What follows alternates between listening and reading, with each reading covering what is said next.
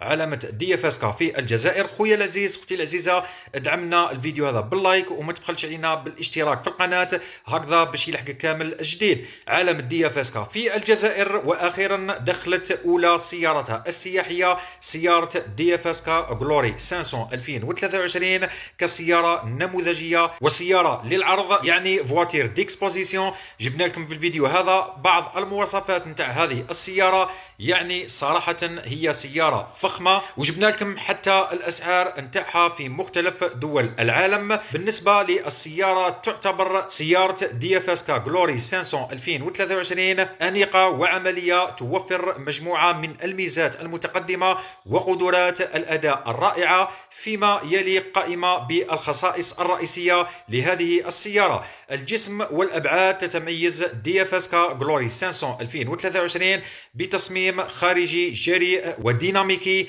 مع هيكل أنيق وديناميكي هوائي، ويبلغ طولها 4 أمتار و385 ملم، وعرضها 1.850 ملم، وارتفاعها 1.645 ملم، مع قاعدة عجلات 2.655 ملم، كما أنها تتمتع بخلوص أرضي يبلغ 175 ملم، مما يجعلها مناسبة للقيادة على الطرق الوعرة. أما فيما يخص الأداء والمحرك وناقل الحركة، تعمل DFSK غلوري 500 2023 بمحرك توربيني سعة 1.5 لتر، يعني 1.5، يولد قوة 116 انحصان و147 نيوتن متر من عزم الدوران، وهو مقترن بنقل حركة أوتوماتيكي ب6 سرعات، يوفر تحولات سلسة وسريعة الاستجابة. يمكن للمركبة أن تتسارع من 0 إلى 100 كيلومتر في الساعة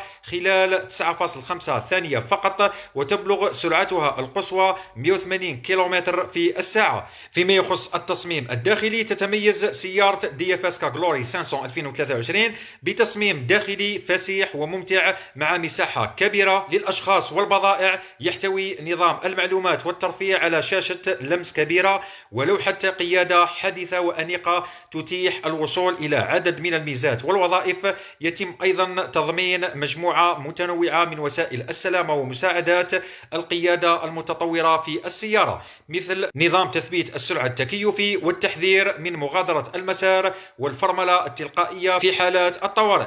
أما بالنسبة للشكل الخارجي، مظهر DFSK غلوري 500 2023 جريء ومثير مع تصميم أنيق وجسم ديناميكي هوائي يشتمل على خطوط ومنحنيات قوية، تحتوي على عجلات معدنية وشبكة عصرية ومصابيح أمامية لاد ومصابيح ضباب ومصابيح خلفية. فيما يخص الميزات، تم تضمين مجموعة متنوعة من التقنيات المتطورة في DFSK غلوري 500 2023، بما في ذلك نظام المعلومات والترفيه بشاشة تعمل باللمس مع اتصال الهاتف الذكي والتحكم الآلي في المناخ، فتحة السقف بانورامية، وعدد من أنظمة السلامة ودعم السائق. يتم أيضا تضمين مجموعة متنوعة من خيارات الراحة والملائمة، بما في ذلك المقاعد المدفئة والتهوية، ونظام صوتي متطور، وكاميرا للرؤية الخلفية. فيما يخص هذه السيارة، كما نقولوا احنا لا توت اوبسيون، يعني سيارة مجمولة.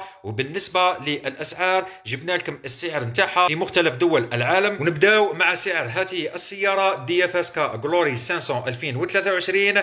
البلد الأول في البيرو. السيارة كما راكم تشوفوا دير 13390 دولار، كي نحولوها بالدينار الجزائري راح نلقاو سعر السيارة دير 184 مليون سنتيم. بالنسبة للسيارة في دولة مصر، السيارة كما راكم تشوفوا خوتنا دير 500 ألف و 9100 جنيه مصري، يعني بالدينار نتاعنا راح نلقاوها دير 227 مليون سنتيم. رحنا شفنا سعر هذه السيارة في دولة مجاورة واللي هي دولة المغرب، لقينا السيارة دير 200 ألف و 5000 درهم، يعني بالدينار الجزائري دير 275 مليون.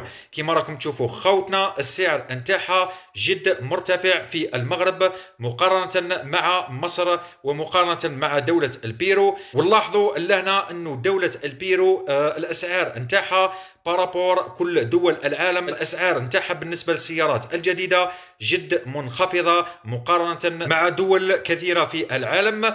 اما فيما يخص السعر نتاعها اللي راح تعرض بها لهنا ان شاء الله في الجزائر، نستناو وكيل العلامه يفصح لنا على اسعار السيارات نتاعو بالنسبه للسيارات النفعيه والسيارات السياحيه.